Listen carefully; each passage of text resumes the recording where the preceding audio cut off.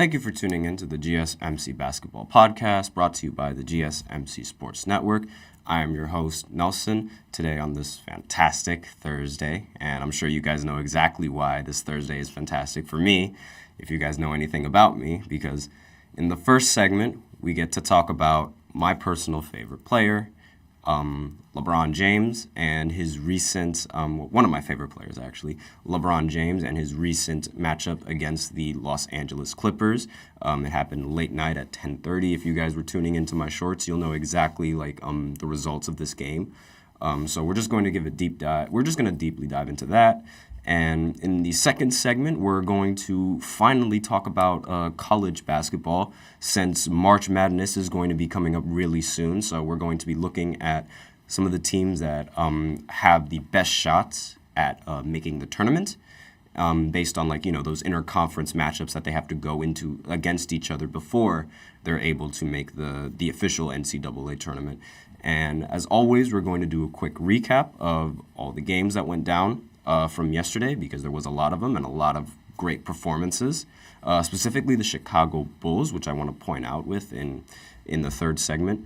We also, as always, we have our fourth segment that I will reveal after the third segment, so stay in tune for that. But before I begin, I'd like to remind everybody, as always, to please remember to tip and to donate. It's a little bit of a different link this time.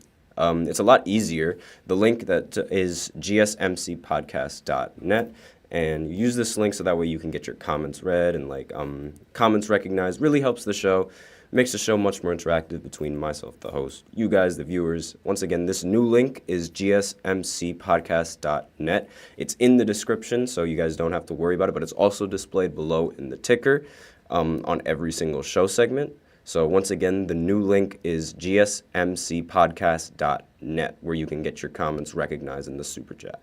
So with that out of the way, we can go off and break into the first segment, which is the greatest basketball player of NBA history, LeBron James. Now, if you guys weren't paying attention to LeBron last night, he was going absolutely ballistic. He was on a mission. He was definitely not going to let this team lose. And it looked like this team was about to lose, watching the entirety of this game. And throughout the beginning of the game, it was relatively, it was close. The Lakers were up 23-22. But then, as the game kept going, the Clippers started to get rolling, and they started to really find their offense, and they started to make things a lot difficult for the Lakers on the defensive side of the ball as well, forcing a lot of turnovers and forcing a lot of bad shots, bad decisions coming in from a lot of the players. I noticed that in that first half, in the first three quarters, LeBron was a little bit conservative. And there's nothing necessarily wrong with being a conservative basketball player, but it's just when you're LeBron and your team is down by this much, you usually expect your best player to elevate his level of play, especially when the team is down, and you don't want to wait until late in the game when it's a little bit too late to make that comeback. You want to start it as soon as possible, but he is LeBron James, and it's rare that he doesn't meet the moment in the clutch. He was hitting clutch three after clutch three in any type of scenario that you could think of. Heat check went down. A shot over his signature. Look at the palm of his hand and then shoot. All of it was going down, and the Lakers were able to pull away with LeBron's performance in the fourth quarter. LeBron ended up outscoring the entire Clippers in the fourth quarter. He is almost 40, and he outscored an entire team in the fourth quarter. Now, the Clippers, this is their last home game against the Lakers, when their home stadium is actually Crypto Arena, because they've been sharing the same stadium for years now. And for years, the Clippers have always been seen as the Lakers, just in the Lakers' shadow. Whenever the Clippers have a game, they cover all of the championship banners that the Los Angeles Lakers have and replace them with images of their players. And a lot of former Lakers find that incredibly disrespectful, because it's this is the Lakers, they consider it their house because they're the ones with all those championships. And the Clippers are just there. So with the Clippers just being there, now they're relocating over to a new arena, so that way they don't have to share the same arena with the Lakers. So this was the final matchup where the Clippers were the home team at Crypto Arena. And what a way to go out for the Clippers, am I right? I mean, I've said this countless of times about the Clippers and their history of like blowing leads in the playoffs. This is just another example of like, I understand it's the regular season, but this is just another example of like blowing a game in which you should have won. Because remember, they were up by 20 points at one point. Going into like the half and like going into the third quarter, they were up by a lot of points. And they just let that slip away late in the game because LeBron was answering quickly, and LeBron was answering when they couldn't answer in the fourth quarter. And this is sort of a trend that we've seen from the Clippers in their collapses. In all of their collapses, they usually they tend to just not play the same basketball that they've always played. There's no other explanation for it other than them collapsing. In 2020, when the Clippers were in the bubble and they were going up against Denver, everybody assumed that once the series was 3-1, that the Clippers were going to end up winning it. And throughout majority of these games, it looked like that was going to be the case. They were up by 18 going into the half in Game 5. In Game 6, they were up by 16 going into the next half. And with 4 minutes left to go into the next half, they were up by 12 in Game 7. And in your mind, you're just thinking, like, what the heck happened? Like, what happened? This wasn't the same Clippers team that we saw that was so formidable in the regular season going into the playoffs. Like, this is just a complete and utter collapse. And it's every single time, it feels like, for these Clippers, except for that one time in 2021 when they actually made it to the Western Conference Finals for the first time in franchise history. And they did that when teams weren't really expecting much of them, when teams weren't really expecting them to win. And in all honesty, like, it sort of feels like that when they're the underdogs, they have a much better advantage. But when they're expected to win, they tend not to. And I just don't understand why. Because they have the players, they have the roster that they need, they have everything that they need. It just doesn't happen, and I don't understand why. But it's enough about the Clippers. Let's talk about LeBron James and just how amazing that LeBron James is. So LeBron is he's extremely close to being the first player ever to get 40,000 points in NBA history, and at this point, it's really like, what more does LeBron have to prove to people that he is the greatest basketball player of all time? What more does he have to prove? There's still several Jordan defenders that are reluctant to let up the fact that Jordan is their best player of all time. But 40,000 points. No one in the history of the league has ever gotten to that point. And if we want to be technical, if we're including the playoffs and the regular season, because this record is only like counting the regular season games, and in total, like all the All-Star games, he's already accumulated 40,000 points. And he's one of the only players that has 40,000 points ever accumulated in all of the professional games that he's played. And it's like, what more does he have to prove? Like, are we seriously going to bring the ring debate when we're talking about a guy who leads the NBA in total points scored ever and is the only one that's at 40K, while at the same time being top 5 in assists? Like, it seems that there's no real argument other than rings for Michael Jordan, and like the fact that maybe he had like a lot better peak years, constantly like leading the Chicago Bulls to back-to-back three-peats. But at the same time, it's like, are we really going to hold those championships to such a high value as opposed to all of the other accolades that LeBron has under his belt?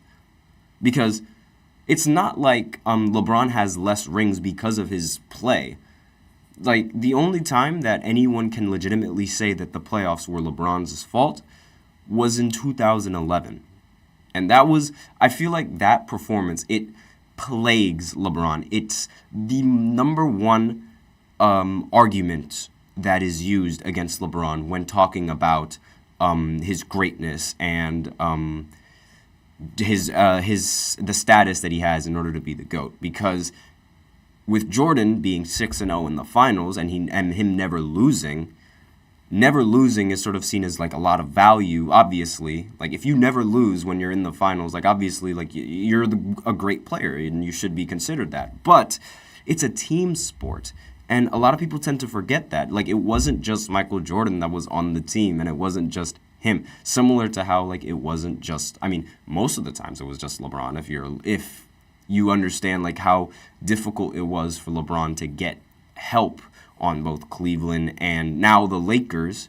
But essentially, like, it's a team accolade. And I don't understand why they're held of such high value. And I don't understand why that final series that happened a decade ago still like resonates with a lot of LeBron haters and a lot of people who don't think that LeBron is the greatest basketball player of all time.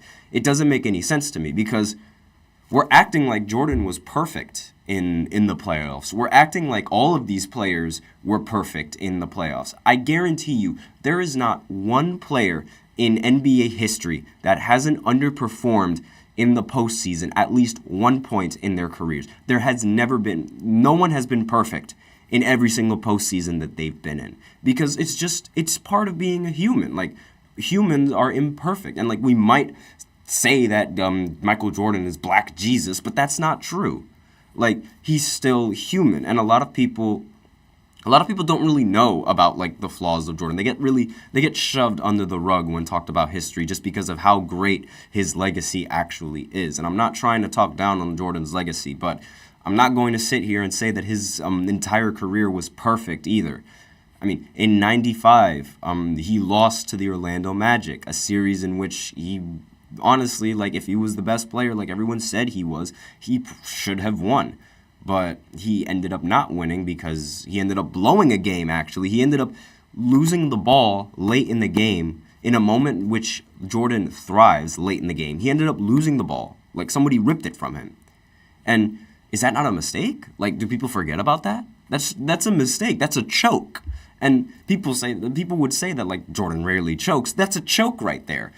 Some people might use the argument like, oh, he was just coming back from baseball. I don't care he was coming back from baseball. He was averaging 31 points per game in that playoff series. Do not tell me that wasn't a prime Michael Jordan in the postseason. And other players as well. Other players have had disappointing postseason runs. I can name off every single one of them. Kevin Durant, Stephen Curry, Kobe Bryant, Yao Ming, Tracy McGrady.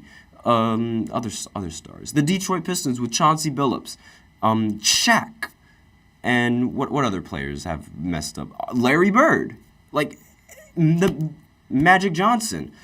All of these players, they've had disappointing playoff series, and they're not perfect. And I don't understand why the second that LeBron messes up just once, like just a little bit, it's automatically like it's all of a sudden this big deal. It's ridiculous, and it makes no sense because, again, oldest player in the league, and he's outscoring one of the best teams in the Western Conference. That is absolutely insane. Now, granted, this could all completely turn on its head later tonight as the Lakers they go up against the Wizards. I'm sure it's tonight. I'm just gonna go check again. I know they play the Wizards going into. After coming off of the Clippers, I'm just going to make sure that they play today. And yes, they do play back to back against Washington.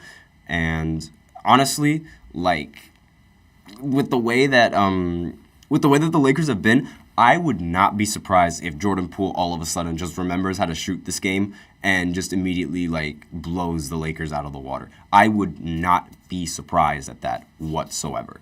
So this entire thing could like be flipped all over its head the second they lose to Washington, because it's like he said, it's like LeBron said. There are times where they could beat the best players in. There are times where they could beat the best teams in the league, and then there are times where you could lose to the worst teams in the league. And I honestly I don't see them losing to Washington just because of just how bad Washington is as an overall team. But again, the fear is still there because you guys know I'm a LeBron fan, and you guys know that I've seen it happen countless times. We've seen it happen countless times where it's every single year LeBron's teammates just fail to perform with the game and the balance. And it's getting a little bit better, I will say. D'Angelo Russell, he hit a clutch shot late in that game to make sure that the Lakers still had that commanding lead. And that was a big shot coming from D'Angelo, something that they're definitely going to need going into the postseason. But with every other player, it's a little bit iffy. I'm not entirely sure. They're unreliable. I'm sorry to say it, but it's LeBron's teammates, they don't tend to be that reliable in the postseason. It happens day in and day out. Players that are expected to be good, Antoine Jameson, Zilgauskas, and all of the other players that the Cavs brought to LeBron in that first stint with Cleveland, all of them have been proven to be either busts or just didn't perform when the lights shined the brightest. It's a common trend, and they sort of have to figure it out now, and they have to gain that confidence now, so that way when the time comes in the playoffs, they are not scared and they do not fold under the pressure. But with that, we are out of time with this first segment, so tune in for the second segment where I talk about college basketball and March Madness, some of the teams that have the best chances of making the tournament, as well as my overall opinions on those teams and how I feel about them, and just my overall feel of college basketball, since I don't really cover college basketball on this podcast. So it's going to be the first time that I cover college basketball, so might as well spread my opinions on there. So stay in tune after this short break. I feel like I'm losing my mind. Is everybody in the world blind? Please, Lord, give me a sign, a sign. I feel like I'm losing my mind. Is everybody in the world blind? Please, Lord, give me a sign, a sign. I wanna be the greatest. Everybody on the fake shit. I look around and feel like everybody is the fakest. I make this every day and I'm impatient, hoping one day I blow up from the basement. Statement, the top is so vacant. I don't hear shit that I think is amazing. Waiting for my day when I'm playing sold out shows for 1,000 faces. Hey, give me that crown, get in my way and to be put down. It ain't your place, all this my town. If I want that shit, then I'll get it right now. I'm losing it, the news it fits. I'm losing shit, a stupid myth. You choose to live or choose to dip. You choose to fight or lose your grip and lose a gift. Oh, I feel like I'm losing my mind. Is everybody in the world blind? Please, Lord, give me a sign, a sign. I feel like I'm losing my mind. Is everybody in the world blind?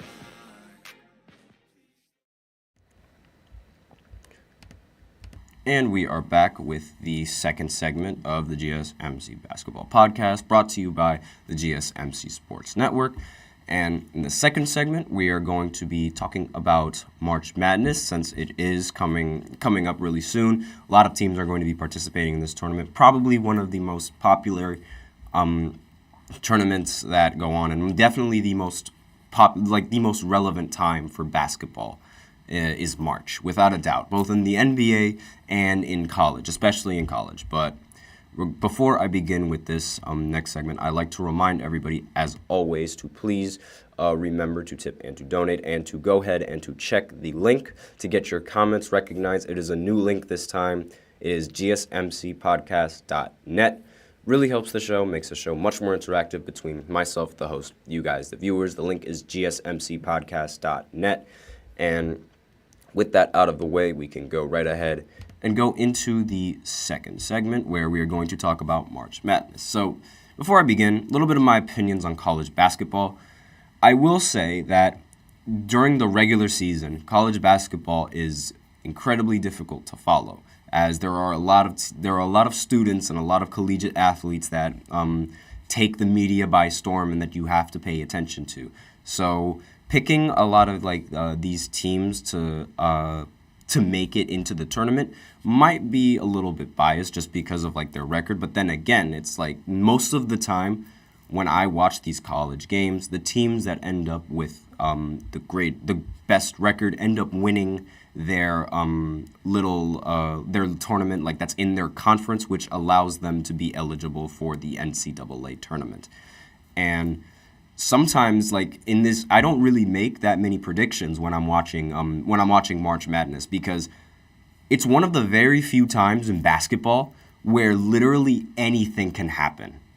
Like we could see, I'm from New Jersey. If you guys don't know entirely, I'm from New Jersey, and at the time of March Madness, when the Peacocks were going, the St. Peter's Peacocks, when they were going on their legendary NCAA run in the Elite Eight, nobody expected them to be there. Nobody whatsoever expected them to be there, and it was probably the most memorable March Madness that I've had, and like it was so much fun because it was a team that was representing my state that nobody thought was going to even make the tournament, somehow beat these big teams like Kentucky, beat Purdue, like all of these amazing teams, and it's like, wow, anything can really happen in this tournament. So predictions for who's going to win and my brackets, I don't really do them that much because it's like, again, any team can make it out. And honestly, like I stopped doing brackets once Purdue lost in the first round last year, and like it completely ruined everything in my bracket. So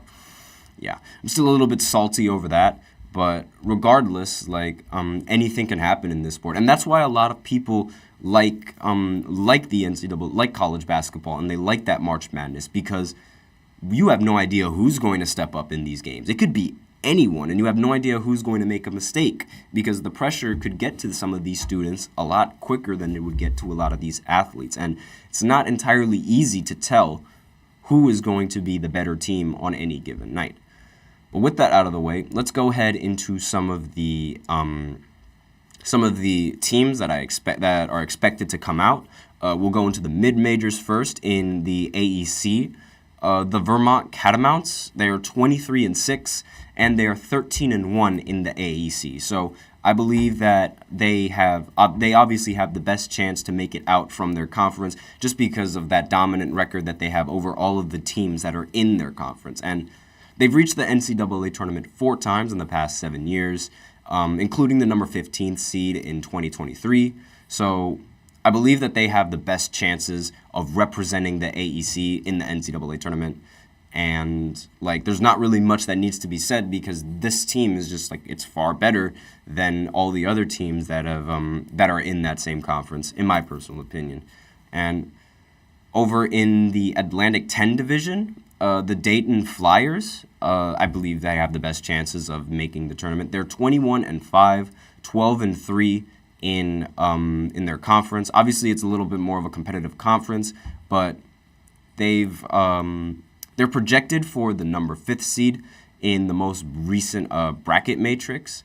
So they definitely have a great chance of making it all the way and winning it because, again, anything can happen in March Madness. And it's like, again, like anything can happen. It's such a great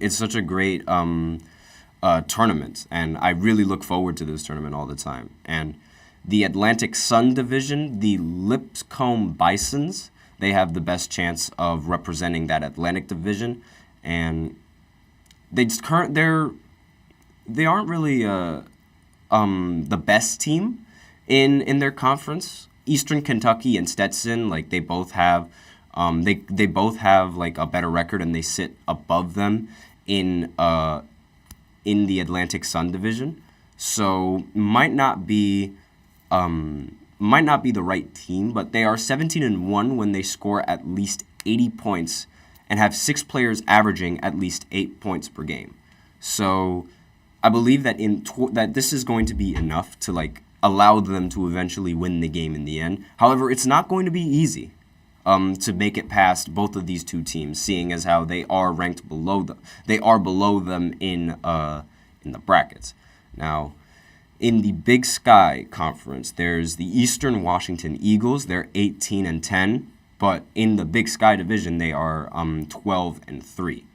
And so they won the regular season title at the Big Sky last season, but they lost to North Arizona in their conference tournament.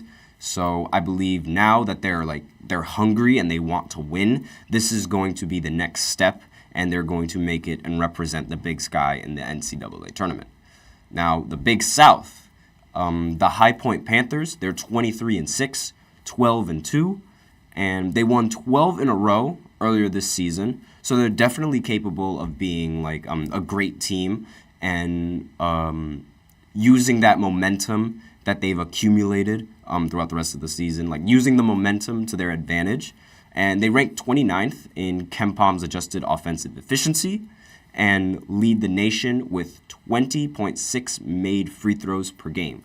So with all of this in mind, this team could have a shot to go very, very far in the NCAA tournament because, again, I mentioned earlier, like they went on 12 games. They went on a 12-game winning streak and to begin, so they know how to take advantage of the momentum that they have, and I believe it could carry over to their play in the NCAA tournament. Now, the free throws, they might drop just a little bit because of like the officiating in the NCAA tournament. I think the refs, like, they're going to be a little bit more lenient and allow the players to play and decide the game because that's usually like how it goes. But then again, like, we have no idea how the refs are going to be officiating this game. So it could, if they end up shooting a lot of free throws, that's definitely going to benefit their team, especially since they're really good at making free throws. Now, for the Big West, the UC Irvin Anteaters, they're 20-8, excuse me, and they're 13-3 in the Big West. And they've split the season series with UC San Diego, and those two teams currently, like, they're tied in the Big West with a 13-3 record, but I believe that they're not really, the Tritons aren't eligible for the NCAA tournament in just their fourth year at a D1 level. So the Anteaters, like, they need to make this conference title. They need to make this conference title game, and they need to win it in order to clinch representing their team for the Big West. And the CAA division, the UNC Wilmington Seahawks, they are 20-8 and 11-5 in their division.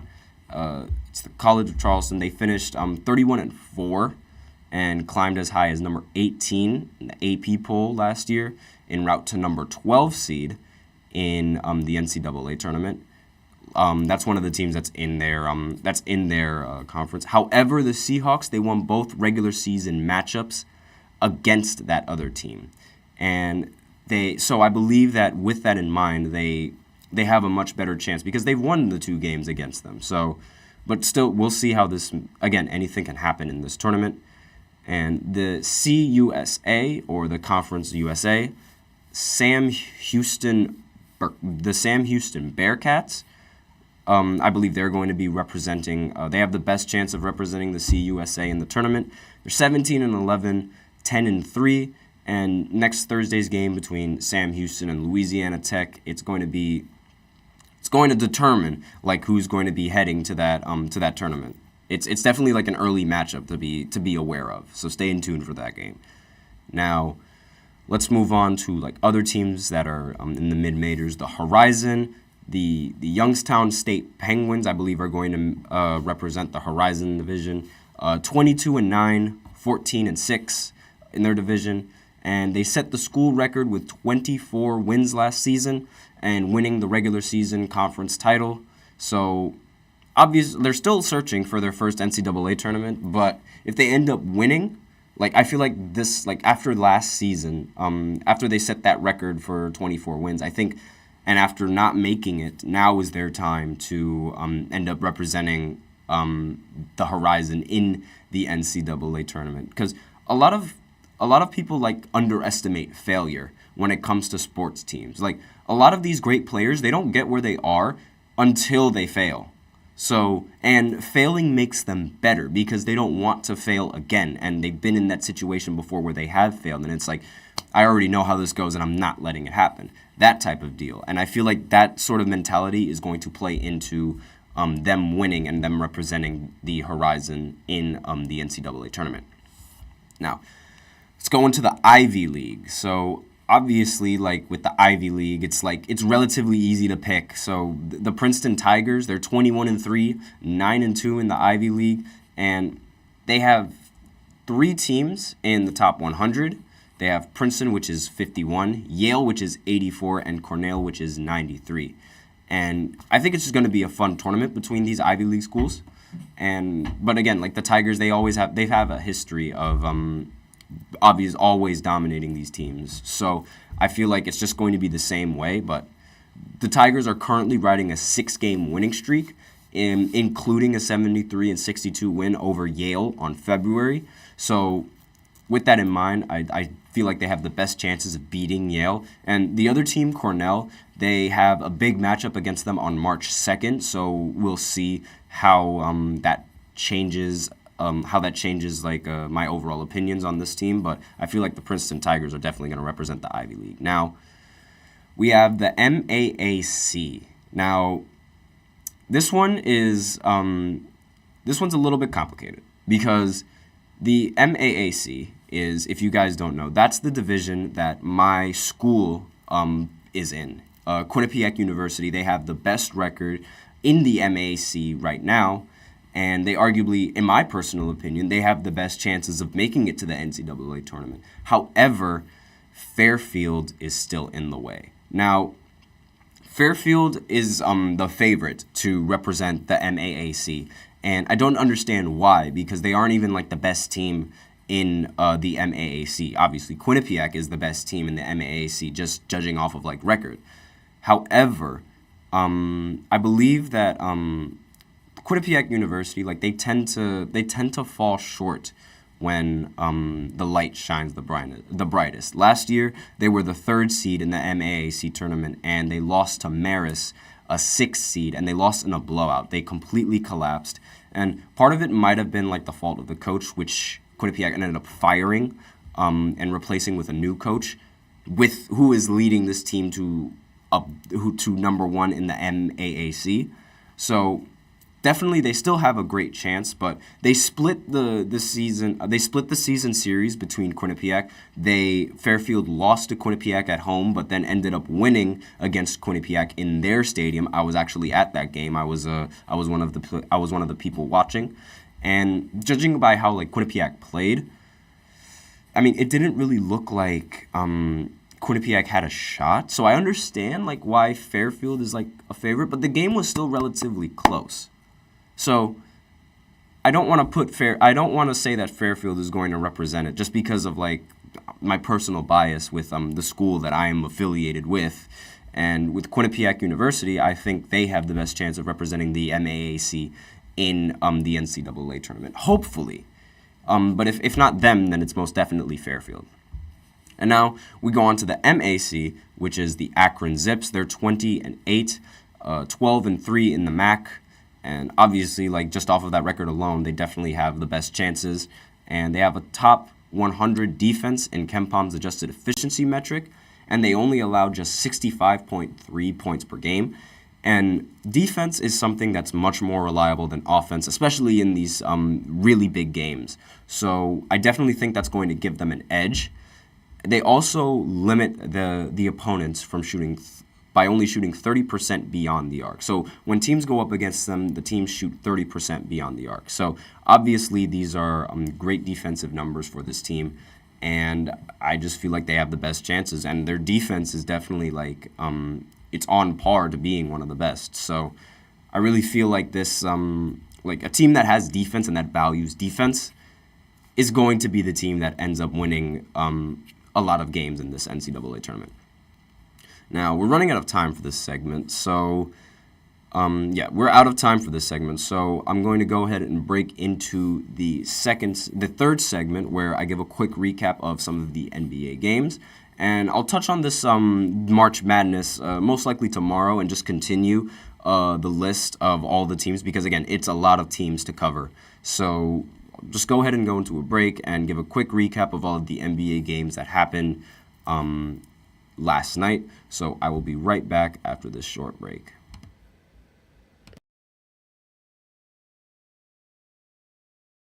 For the best and latest podcasts available anywhere, go to the podcast app on your cell phone and type in GSMC to access free content-rich podcasts on health and wellness, book reviews, sports, entertainment, relationships, social media, movies, technology, finance, and even weird news. Subscribe and download the GSMC Podcast Network's family of shows, available everywhere podcasts are found.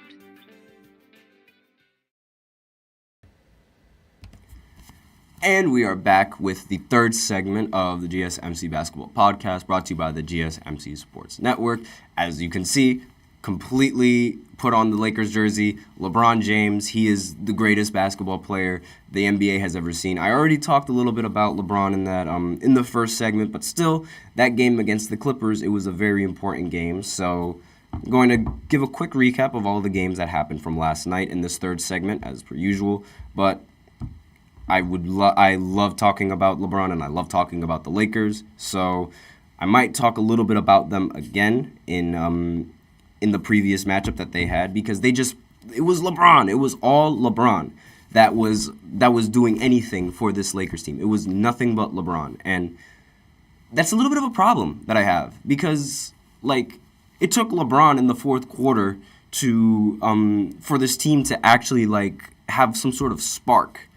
And it's why? Where are the other teammates?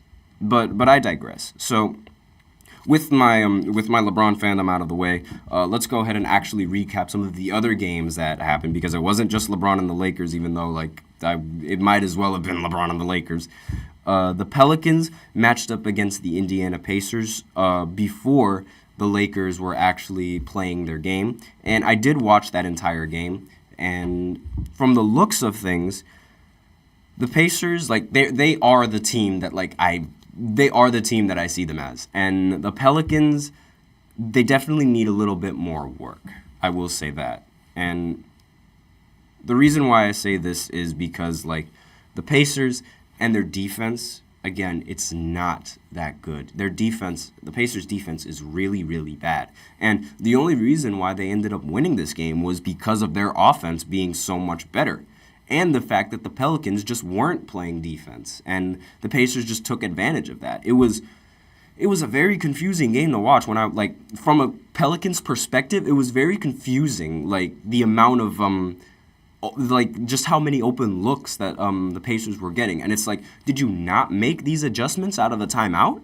I'll just go off the box scores real quick.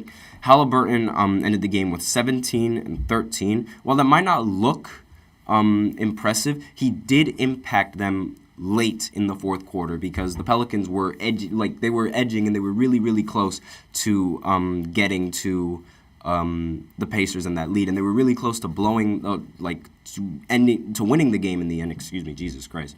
And the Pacers were looking like they were going to blow it, but every single time that it looked like the Pacers were going to blow the lead, they'd come right back on the offense and they'd end up going on a run. And Pascal Siakam ended the game with 24 and 11, and Benedict Mathurin ended the game with 16 points. Miles Turner ended the game with 14 and 10, and there were Obi Toppin ended the game with 16 points. So a lot of scoring, as you'd expect from the Pacers and their high-caliber offense. And there was also a lot of scoring on the Pelicans side as well. I mean, Brandon Ingram, he ended the game with 30 points. Zion Williamson ended with 23. CJ McCollum ended with 23. But Jonas Valanciunas ended with 0. I mean, he only played 7 minutes, but regardless, the rest of the players that came off the bench for him, they just weren't there. They just weren't showing up. And with that in mind, and with the way that this team was playing against the Pacers, they were very, very lazy. And I don't understand why they were so lazy against this team. So the Pacers, they run one of the fastest offenses in the entire NBA. It's part of their name, pace. So they move the ball really, really quickly. And they get the ball down the court really, really quickly. So whenever teams, usually when teams go up and they make a shot, they just jog back, they're slow to getting back, and they settle in their defensive set at the half court, right? And the offense comes walking down the court, just slow, getting ready for their half court set. The Pacers don't do that. They do not do that whatsoever. Instead of taking it slow and walking the ball up the court, most of the time they will quickly inbound the ball, and while the team is scrambling on defense, they will quickly find an open shooter in the corner, and he'll tend to be open because the Pelicans defense and the defense in the NBA is lazy. They were taking forever to get back on defense, and because they were taking forever to get back on defense, the Pacers were able to take advantage of this, and they quickly moved the ball down the field so that way to abuse the fact that, he's taking his time trying to get back from this layup. Zion, there was this one attempt where Zion, he went up with a layup. He made the layup, but he went down, and he was when players go down, they take their time trying to get back up and all that. The Pacers didn't wait for him to get back up, though. They grabbed the ball, quickly inbounded it in 1 second, and Tyrese Haliburton sprints down the field. And him moving that fast and forces the Pelicans to play in a 4-on-5, essentially. And with that in mind, that draws in help defenders. And where do those help defenders leave players open? At the three-point line. So they tend to get a shot up at maybe 4 seconds into the shot clock, and it's a great shot. It could be an open three or an open corner three. They get that shot religiously just because of how bad the defense really is on the Pacers. And again, they have that offense, but at the same time, while having that offense, their defense was also allowing the Pelicans to sort of stay in the game. And again, their offense was good enough for them to to ensure that the lead wouldn't go away. I totally understand that. But at the end, what if the shots aren't falling for the Pacers? Just so happens, because the shots that they take a lot of threes, and you got to make those threes. So what happens if all of a sudden not a single three is being made? What happens? You don't have defense to fall back on, and it allows teams to sort of stay in the game until you end up missing your threes. So that's definitely some bad news coming in from for the Pacers going into the playoffs, in my personal opinion. And now the Pelicans, obviously, they cannot be this lazy on defense. Zion is incredibly lazy on defense, and it's something that cannot be allowed for a team like this. They have to be quick. They have to be adamant. They have to want to win these games. And from what I saw and how they were playing, they just weren't doing that. And they were really, really slow. Again, they were just moving slow. It was sluggish, and it didn't make sense. You see that these teams are taking advantage of how slow you are to getting back on defense. Put a hand up. Are you really not going to run and sprint back on defense? They were just jogging. It didn't make any sense to me. But that was it for that game. And we have another game. The Chicago Bulls went up against the Cleveland Cavaliers. They won 132-123 in double overtime. So a little bit of bad news for the Cavs because, again, losing to the Chicago Bulls. They aren't really, if you're the Cavs, you're not really supposed to lose to a team like that, especially getting taken into 2 overtimes by that team. Not something that, not ideal for the Cavs. So they're going to drop down in power rankings after losing to this. I have no surprises there. And again, it's just a mediocre team that the Chicago Bulls have. And the fact that they were able to beat the Cavs just gives more reason as to why I think that the Knicks are a better team than the Cavs. And the Chicago Bulls actually did something historic in this game. I'm going to list off the stats. Kobe White ended the game with 14 and 12. DeMar DeRozan ended the game with 35 and 10. Nikola Vucevic ended the game with 24 and 13. And Andre Drummond ended the game with 17 and 26 rebounds. This is the first time in a while that 4 Chicago Bulls players ended the game with a double-double. And that is absolutely insane because those numbers that they put up, especially Drummond's numbers with those rebounds, is astonishing. That's great team basketball. right there from the team. And I could sort of, like, they have these flashes of, like, being a great team. It's just they can't seem to maintain that in the regular season. Granted, like, obviously, like, a little bit has to do with, like, some of the injuries that they've maintained in the regular season, not having Zach LaVine and all. Like, that makes sense. But again, like, they have the players. DeMar DeRozan, he used to be the face for the Toronto Raptors, and he used to lead the Raptors to the playoffs every single time. Now, all of a sudden, he can't do that on the Bulls? Like, really? But I digress on the Bulls. And the Cleveland Cavaliers, like, that's a serious problem, losing to the Bulls in double overtime. Donovan Mitchell ended the game with 19 points. Wasn't his best night, and they definitely could have used his production for this game. And going on to some of the other games, Minnesota, they beat the Memphis Grizzlies.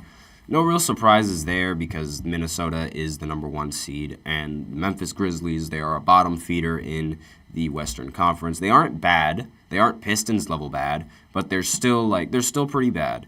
They are 13th in the Western Conference, just ahead of the Trailblazers and the San Antonio Spurs. And the gap between, like, unlike the Eastern Conference where they have 2 teams that literally haven't won 10 games yet, these guys, like, no team on the Western Conference is much more competitive. So a lot of their, while they are 13th, their record is still relatively close to the Houston and the Utah Jazz. But obviously, again, like, no one really expected the Grizzlies to come out winning this game. Anthony Edwards ended the game with 34 points, so obviously very impressive. Cat ended the game with 13 and 11, and Rudy Gobert was mid this game, 8 points, 8 rebounds.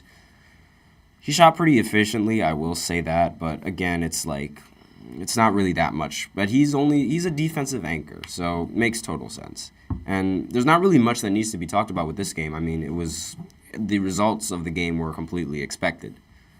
And the Mavericks went up against the Toronto Raptors in a very intense matchup, 136 to 125. You wouldn't tell it was intense just by the score, but Luka Doncic came out a little bit slow going into the first quarter and the second quarter, but he ended up picking it up as he always does. Ended the game with another triple-double. Is there any surprises there?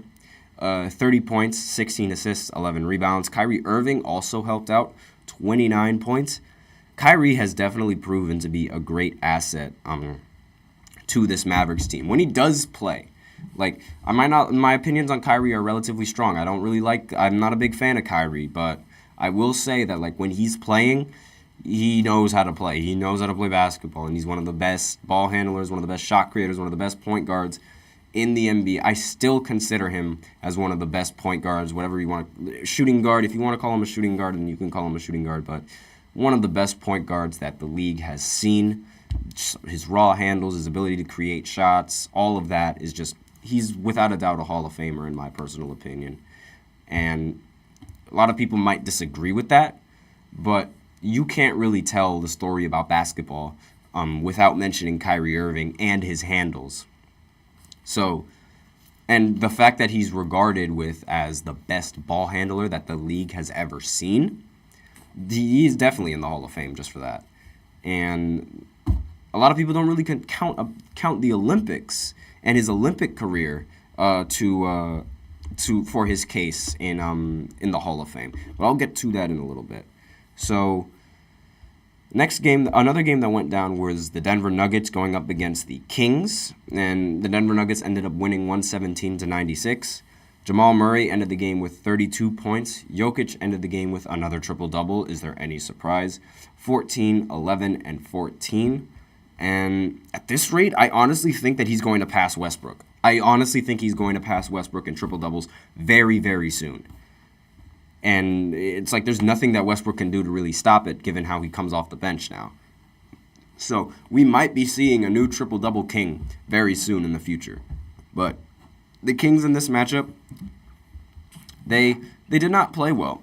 They didn't have De'Aaron Fox this game, so it makes sense. But the rest of the team just wasn't performing where I think it needed to be.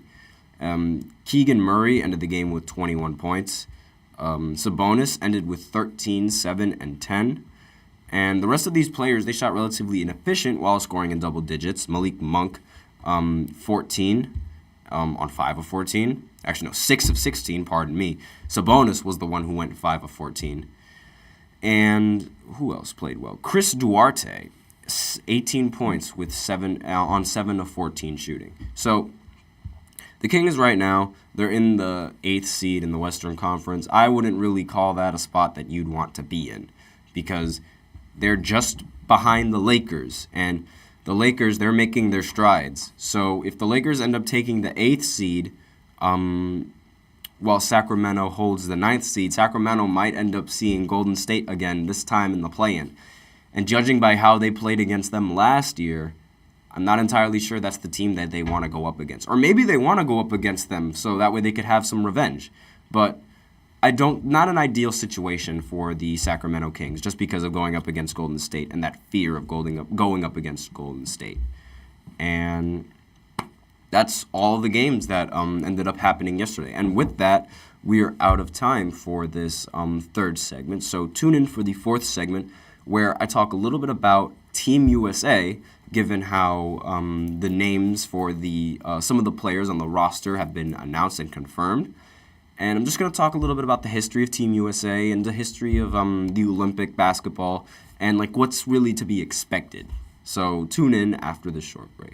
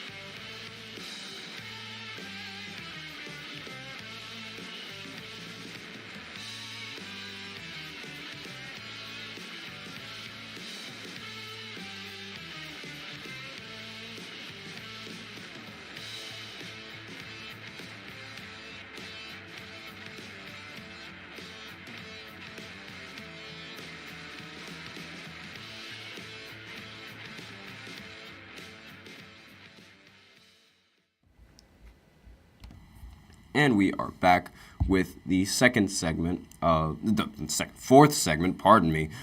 GSMC Basketball Podcast, brought to you by the GSMC Sports Network.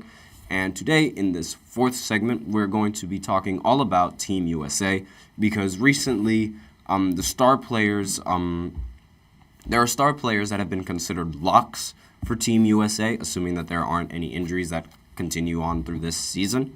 So the players that are definitely going to be on Team USA are Drew Holiday, I know, a little bit weird, Kevin Durant, LeBron James, Stephen Curry, Joel Embiid, and Jason Tatum. So this right here, Kevin Durant, LeBron, Steph, Joel, and Tatum, that is 100%. Oh, also, I forgot to mention, Devin Booker is probably going to participate in Team USA basketball as well. So obviously, great starting lineup. I mean, Steph Curry, Jason Tatum, Kevin Durant, LeBron, Joel Embiid. What more can you really ask for? They have the height, they have the defense, they have exactly what you need to go up against a lot of these international players. Drew Holiday coming off the bench, again, great defender. Devin Booker, great shot maker as well. Great options coming off the bench. And the stipulation around Team USA it's a little bit of a tricky one because, like, we, as the United States, I say we tend to be the best team 9 times out of 10 in basketball. Like, all the time, like, Team USA always wins the gold in basketball because it's the sport that, like, that North America made. So obviously, like, all of the players are going to be, like, the best. However, I will say that the notion of why they're the best, it was a little bit skewed. Like, back in like the early 80s and whatnot, with in the Olympics, it was sort of seen like the athletes are better just because they're American.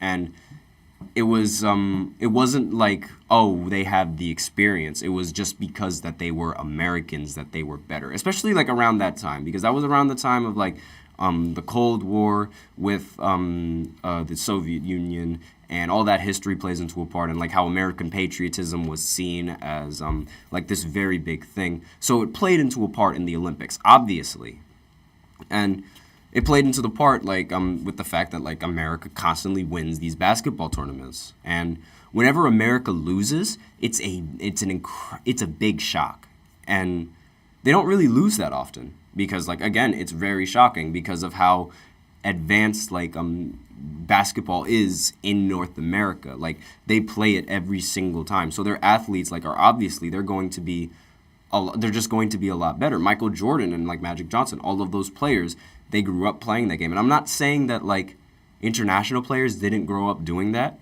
They were starting to grow up doing that once the NBA started becoming a lot more famous worldwide, and a lot more international players started making it into the NBA, because it was like a sort of a revolution, because it was like, oh, these foreign players, like they're actually really good too.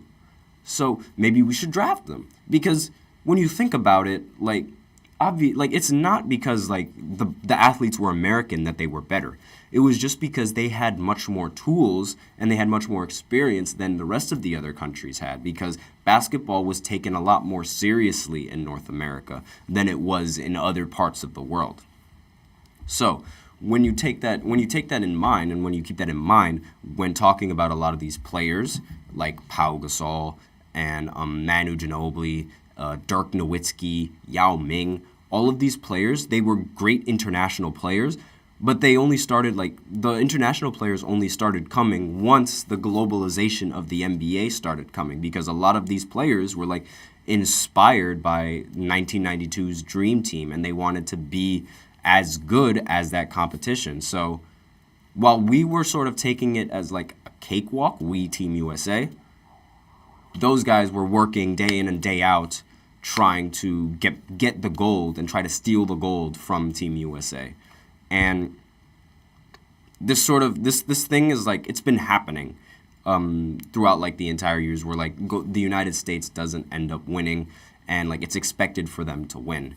And the Redeem Team in 2008, great example of when like Team USA was struggling in basketball. They had to bring along all sorts of like recruits and all sorts of players and new coaches to make a team that was dedicated to the Olympics. And like they spent years, along like with how long they spent, like the other teams spent and the other nations spent, trying to hone their game for these types of tournaments. So I talked a little bit about history. So let's talk about like what's going on now with and why these players are on this team. So earlier in the FIBA basketball tournaments, which we're expected to win like every single time, Team USA, a lot of the star players that are on this roster right now, they opted out. They didn't want to be part of the team. And Team USA, at least what the internet called it, they had to send their B team or like their C team. So essentially it was like players that have never been part of Team USA, and they weren't the first option, I guess you could say. Like these players that they got for the FIBA tournament, they weren't the first option of players that were considered to be on Team USA, because all of the players opted out. It left the room for a lot more players to opt in. And obviously, this was seen as a mistake, because we didn't even send in our best players. We sent in the reserves, if you will. And obviously, when you put our reserves against like number one strings, regardless of what nation they're from, it's not going to look good. So this team is sort of like, it's been assembled just to like sort of redeem our very embarrassing loss in the FIBA tournament. So you might consider it like LeBron's version of the Redeem Team, because like while he was part of the Redeem Team, he wasn't. It was sort of like, I don't really consider him as the face of that team. I thought it was Kobe that was the. I know I'm wearing a LeBron jersey right now, but Kobe was without a doubt the reason why that Team USA team was the best team in the entire world. And there's not really much that needs to be said because Kobe has never lost a game while playing for Team USA. Never. He never lost a game playing for Team USA. He understood what it took to win at such a big scale, and he already understood the passion that a lot of these international players have. And a lot of the NBA players, they don't really share that. They don't really some of them, they don't really share that same passion, and they don't really see that passion. And they take it with like a grain of salt sometimes because they're thinking in their mind, oh, we're NBA players, we're star players, we make so much money playing the games, we're the best of the best, we're definitely going to win. And that's not team basketball. You're not going to win by thinking like that. And that's been the problem with Team USA a lot. When they don't win, it's because they aren't taking it seriously. And while it's good for the game because it shows just like how a lot of these other countries are like getting better at basketball and catching up, it's like, all right, that's cool, but like now we want to win again. Like give us back that gold. And it was it's a staple. It's something that happens like every single time in the Olympics, assuming that the United States end up losing a game. And when they end up losing a game, it's like the worst news ever for all of these NBA players.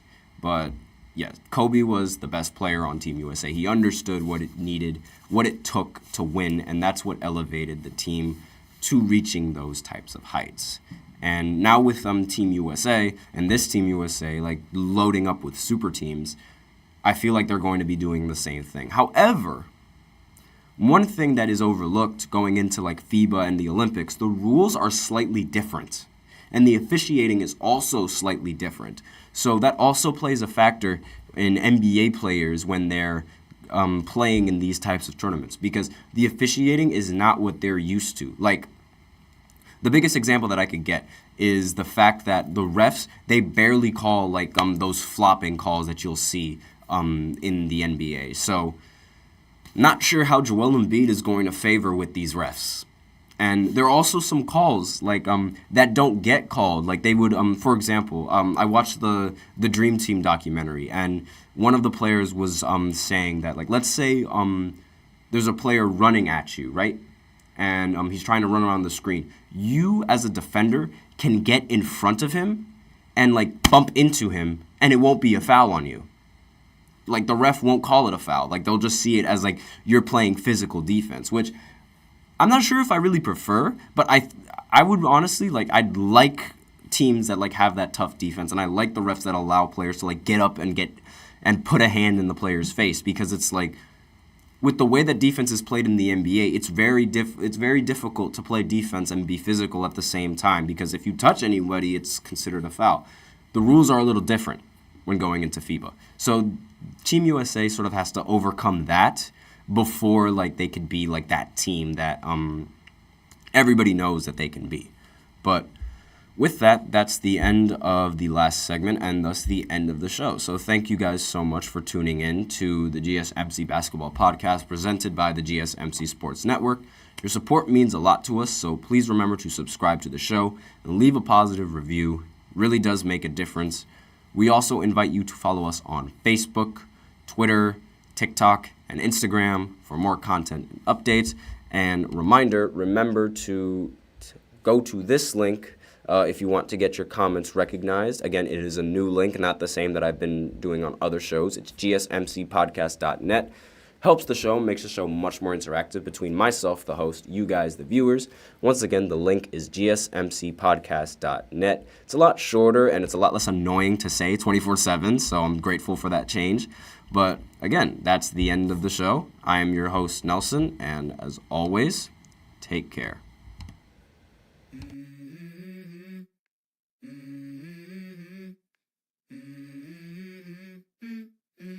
Let's go. I wake up to a little bit of drool on my pillow, feel like it's gonna be a bad day. Yeah, I'm tired of shit, and the coffee ain't